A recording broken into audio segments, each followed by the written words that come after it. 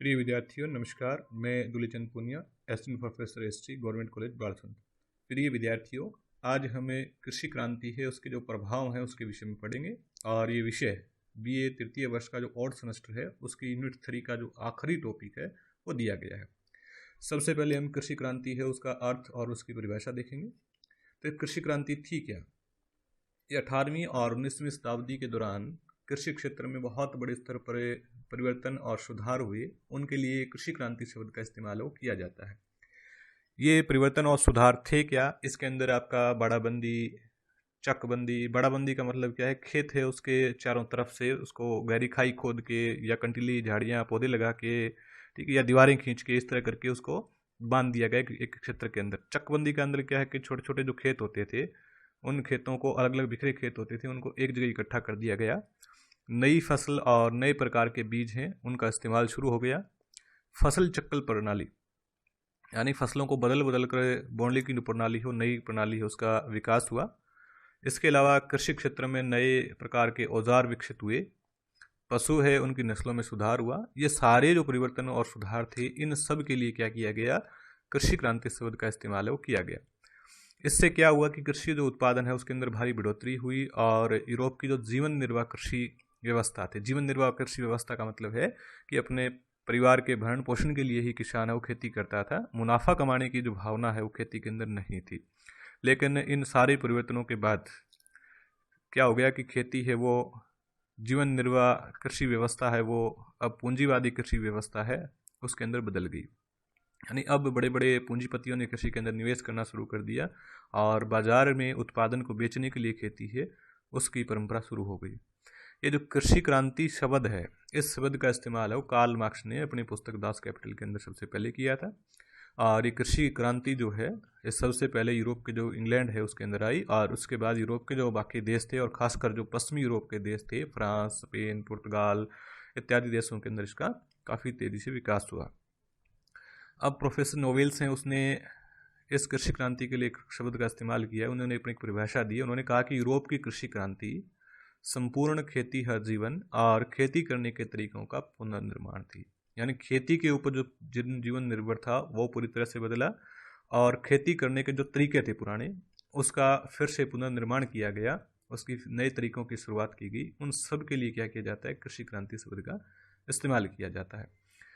अब इसके प्रभाव हैं उसके अंदर सबसे पहले हम क्या देख पा रहे हैं कि कृषि उत्पादन है उसके अंदर वृद्धि हुई। ठीक है, तो इससे पहले क्या होता था? खेती है वो छोटे क्षेत्र में की जाती थी। ठीक है, बीज बोने की जो परंपराएं थी वो भी कुछ ठीक नहीं थी।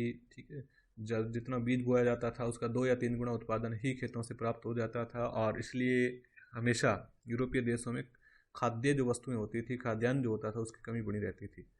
लेकिन कृषि क्रांति के बाद यूरोप के अंदर जो कृषि उत्पादन है उसके अंदर भारी बढ़ोतरी देखने को मिली। इसके लिए जो कृषि के अंदर सुधार किए गए थे, नए प्रकार के बीज, नए प्रकार के कृषि यंत्र, नए प्रकार का फसल चक्र प्रणाली, चकबंदी, बाड़ाबंदी, इन सब के चलते क्या हो गया? कृषि उत्पादन है उसके अंदर भारी बढ़ोतरी देखने को मिली।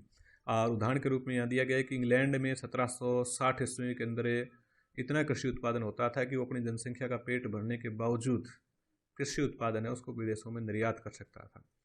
इसी प्रकार हम देखते हैं कि 1789 के अंदर फ्रांस के अंदर अनाज की कमी और रोटी के मूल्य जो बढ़े थे उसके चलते क्रांति हुई थी। अतः कृषि क्षेत्र में बहुत बड़े स्तर पर सुधार हुए और शीघ्र ही क्या हो गया? फ्रांस के अंदर इतना अनाज उत्पादन होने लग गया कि वो अपनी जनसंख्या का पेट आसानी से भर सकता था। इसी प्रकार यूरोप के बाकी देशों के अंदर कृषि उत्पादन है उसके अंदर भारी बढ़ोतरी देखने को मिली। जिस यूरोप के अंदर खाद्यान्न की कमी बनी रहती थी, अकाल पड़ते थे, अब क्या हो गया? कृषि क्रांति के चलते वहाँ जो कृषि उत्पादन है उसके अंदर भारी बढ़ोतरी देखने को मिली। दूसरा जो प्रभाव था वो क्या कि भूमि की मांग और जो उसके मूल्य हैं वो बढ़े। ठीक है, क्या हो गया कि कृषि अब क्या हो गया? मुनाफे का सौदा हो गया। अब खेती है उसके अंदर पैदावार अच्छी खासी होने लगी और इससे खेती से जो लाभ है वो ज़्यादा प्राप्त होने लग गया। इसलिए क्या हो गया? बड़े बड़े जो भूमिपति थे उन्होंने भूमि के अंदर, कृषि के अंदर पूंजी लगाना शुरू कर दिया। इसके अलावा एक और इसका कारण था कि राजनीतिक कारण जो था कि संसद और राष्ट्रीय जो सभा है उसका सदस्य बनने और वोट डालने के लिए एक निश्चित भूमि है वो आपके पास होनी चाहिए। तो इससे सामाजिक और आर्थिक कारण और इसके साथ साथ एक राजनीतिक कारण था। इसके चलते क्या हो गया, ज़मीन है उसकी मांग बढ़ी, और मांग बढ़ने के साथ क्या हो गया, उसका मूल्य भी काफ़ी तेज़ी से बढ़े। तो इस कृषि क्रांति ने क्या कर दिया, यूरोप के अंदर ज़मीन की मांग और उसके मूल्य दोनों के अंदर काफ़ी बढ़ोतरी कर दी। मांग बढ़ने के दो, एक तो हमने देखा सामाजिक और आर्थिक कारण। आर्थिक कारण क्या था कि भूमि उत्पादन बढ़ने से खेती है मुनाफे का धंधा हो गया था, इसलिए बड़े बड़े भूमिपतियों ने, व्यापारियों ने, पूंजीपतियों ने मुनाफा कमाने के लिए ज़मीन खरीदना और उसमें निवेश करना शुरू कर दिया था। इसी के साथ साथ एक सामाजिक कारण क्या था कि अब ज़मीन है वो इज्जत का प्रतीक बन गई थी। ठीक है, जितनी ज़्यादा ज़मीन है उतनी ही समाज में प्रतिष्ठा सम्मान प्राप्त होता था, इसलिए सामाजिक कारण रहा। राजनीतिक कारण क्या रहा कि वोट डालने और चुनाव लड़ने के लिए भूमि की कंडीशन है वो लगा दी गई यूरोपीय संसद के द्वारा, और इसलिए भी क्या हो गया, भूमि की मांग है वो बढ़ी। इन सब कारणों के चलते भूमि की मांग और उसके मूल्य के अंदर काफ़ी बढ़ोतरी देखने को मिली। तीसरा इसका जो नकारात्मक प्रभाव रहा वो रहा कि छोटे जो किसान थे उन किसानों का यूरोपीय के अंदर अंत हो गया। ठीक है, चित्र देख पा रहे हैं, छोटा किसान के रूप में है भारतीय चित्र, लेकिन इसी प्रकार के यूरोप के अंदर कंडीशन आई। तो कृषि क्रांति ने क्या कर दिया, यूरोप के अंदर जो छोटे छोटे किसान थे, जिनके छोटे छोटे खेत होते थे, और वो सब समाप्त होते चले गए। क्यों होते चले गए, क्योंकि उनके पास से कृषि के अंदर निवेश करने और आधुनिक कृषि औजार खरीदने के लिए पैसा नहीं था। इसलिए उन्होंने क्या कर दिया, अपने पास में जो बड़े बड़े जमींदार थे उनको अपनी ज़मीनें बेच दी।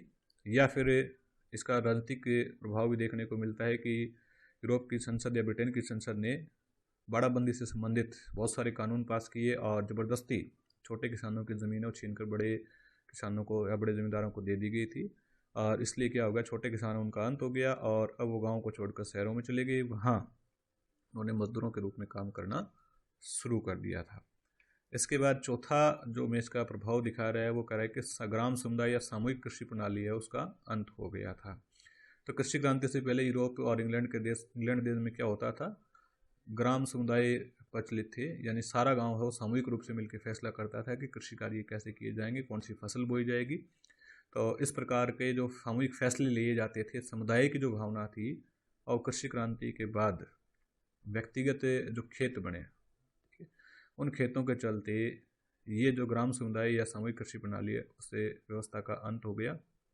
तो चौथा जो नेगेटिव प्रभाव था कि यूरोप के अंदर जो सामूहिक कृषि प्रणाली प्रचलित थी, कृषि क्रांति ने क्या कर दिया, उसका अंत कर दिया। पांचवा इसका जो परिणाम रहा वो था जनसंख्या में वृद्धि। तो कृषि क्रांति है उससे क्या हो गया, कृषि का उत्पादन बढ़ा। और अब क्या हो गया था कि पहले जो हम देख पा रहे थे कि कृषि उत्पादन है बीज का 2 या 3 गुना होता था, 10 से 20 गुना तक उत्पादन है उसके अंदर बढ़ोतरी हुई। और इसके कारण क्या हो गया, इंग्लैंड और यूरोप के बाकी देशों के अंदर खाद्यान्न जो थे उनकी कोई चिंता नहीं रही थी। अब यूरोपीय बाजार है उसमें सभी प्रकार के फल, सब्जियां, अंडे, मांस उपलब्ध था, और पर्याप्त मात्रा के अंदर खाद्य पदार्थ उपलब्ध होने से अच्छा स्वास्थ्य हुआ और मृत्यु दर है उसके अंदर काफ़ी कमी आई। और इसी के चलते क्या हुआ, पश्चिमी यूरोप के देशों के अंदर 18वीं-19वीं शताब्दी के बीच काफ़ी तेज़ी से है यूरोप की जनसंख्या है वो बढ़ी। ये चित्र हम देख पा रहे हैं कि इस चित्र के अंदर हम देखेंगे कि जब 18वीं शताब्दी शुरू हुई थी तो लगभग 80 मिलियन या 75 मिलियन के आसपास जनसंख्या थी, और 1800 के अंदर हम देखेंगे 120 मिलियन के आसपास ये पहुंच चुकी है। काफ़ी तेज़ी से यूरोपीय जनसंख्या है वो बढ़ी थी। उसके बाद हम देख रहे हैं कि कृषकों के जीवन स्तर में सुधार आया। छोटे किसान तो बर्बाद हो गए, लेकिन जो किसान बचे या बड़े बड़े किसान जो थे, जमींदार थे, अब कृषि क्रांति जो आई उससे क्या हो गया था, खेतों का उत्पादन बढ़ा था। उत्पादन बढ़ने से उनकी आमदनी है उसके अंदर वृद्धि हो गई थी, और आमदनी में वृद्धि होने से क्या हो गया, उन्होंने जो अनाज है उसको बेच के बाज़ार से पैसा पाया, और उस पैसे का इस्तेमाल उन्होंने बढ़िया खान पान, बढ़िया वस्त्र पहनने, बढ़िया जूते खरीदने, घर बढ़िया मकान बनाने, और उसके अंदर बढ़िया जो फर्नीचर है, ठीक है, और विलासिता की बाकी जो अन्य चीज़ें थी उनको लाने के लिए खर्च करना शुरू कर दिया था। और महिलाएं हैं उन्होंने भी बढ़िया प्रकार के वस्त्र और बहुमूल्य जो आभूषण है वो धारण करने शुरू कर दिए थे। तो मोटे तौर पर कहा जा सकता है कि कृषि क्रांति से क्या हो गया, छोटे किसानों को तो नुकसान हुआ, लेकिन जो बड़े किसान और जमींदार थे उनको काफ़ी फ़ायदा हुआ। कृषि उत्पादन बढ़ने से और आमदनी बढ़ने से क्या हो गया, उनका जो जीवन स्तर है उसके अंदर काफ़ी सुधार देखने को मिला। साथ में इसके अंदर जो परिणाम देख पा रहे हैं, हमें प्रभाव जो देख पा रहे हैं कि कृषि में पूंजीवाद आ गया। ठीक है, तो क्या हो गया 6वां में इसके अंदर कि कृषि क्षेत्र के अंदर पूंजीवादी प्रणाली है उसका विकास हुआ। तो अब क्या हो गया था, कृषि क्रांति के परिणाम स्वरूप इंग्लैंड के पूंजीपतियों ने ज़्यादा से ज़्यादा मुनाफा कमाने के लिए खेती के अंदर पैसा लगाना शुरू कर दिया था, ज़मीन खरीदनी शुरू कर दी थी। उसके अंदर बाड़ाबंदी चकबंदी है उसको करके और वहाँ आधुनिक कृषि औजारों से और आधुनिक तकनीक से खेती करना उन्होंने शुरू कर दिया था। इससे ज़्यादा से ज़्यादा उत्पादन उन्होंने प्राप्त किया। तो इससे क्या हो गया, धीरे धीरे यूरोप के अन्य देशों के अंदर भी पूंजीवाद जो है वो खेती के अंदर आना शुरू हो गया था। ठीक है, उसके बाद 8वां जो इसका हम प्रभाव देख पा रहे हैं कि बेरोजगारी और जो गरीबी की समस्या है वो काफ़ी बढ़ी थी। क्यों बढ़ी थी? क्योंकि हम देख पा रहे थे कि गाँव के अंदर जो छोटे छोटे किसान थे और उनका जो खेत थे वो अब जा चुके थे, छोटे किसान है वो ख़त्म हो चुके थे। ठीक है, उनकी ज़मीनें बड़े बड़े ज़मींदारों, पूंजीपतियों, व्यापारियों ने खरीद ली थी और इसके चलते वो काफ़ी दिक्कत में थे। उनको अपना गांव छोड़ के शहरों में मजदूरों के रूप में काम करने के लिए जाना पड़ा था, वहाँ काम मिलना भी काफ़ी मुश्किल हो गया था। इसके अलावा गांव में हम देख पा रहे थे कि गांव के अंदर ग्राम समुदाय या सामूहिक कृषि प्रणाली थी, उसके अंदर चाहे गरीब है चाहे अमीर है सभी का काम चल जाता था। गरीब को भी आवश्यकता के अनुसार भोजन है वो उपलब्ध हो जाता था। लेकिन अब इस कृषि क्रांति ने क्या कर दिया, मशीनें आ गई खेतों के अंदर काम करने के लिए। छोटे छोटे किसान थे, उनके खेत उनसे छीन लिए गए थे और इसके चलते भी क्या हो गया था, ग्रामीण क्षेत्रों के अंदर एक बेरोजगारी की समस्या वो पैदा हो गई थी। और बेरोजगारी की समस्या पैदा होने के साथ साथ ही क्या हो गया, बड़े स्तर पर गरीबी की समस्या है वो भी देखने को मिली थी। उसके बाद 9 नंबर पे हम देख पा रहे हैं इसका जो प्रभाव है कि पशुओं की संख्या और उनकी नस्ल है उसके अंदर सुधार देखने को मिला।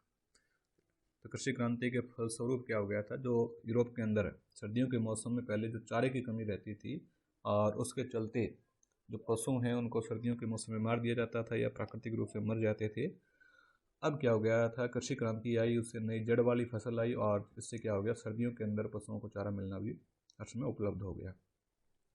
ठीक है, और इसी के साथ साथ क्या किया गया, हम देख पा रहे हैं कि रॉबर्ट वेस्टन है उसने सलगम 3 पत्ती घास का विकास किया। रॉबर्ट वेकवेल है उसने क्या कर लिया, पशुओं की नस्ल की सुधार की ओर जोर दिया और उसने न्यू लीसेस्टर नाम की भेड़ है उसका विकास किया, नई प्रजाति है वो विकसित की और ये प्रजाति है इसका वजन भी काफ़ी होता था और इससे ऊन भी काफ़ी ज़्यादा मात्रा में प्राप्त होती थी।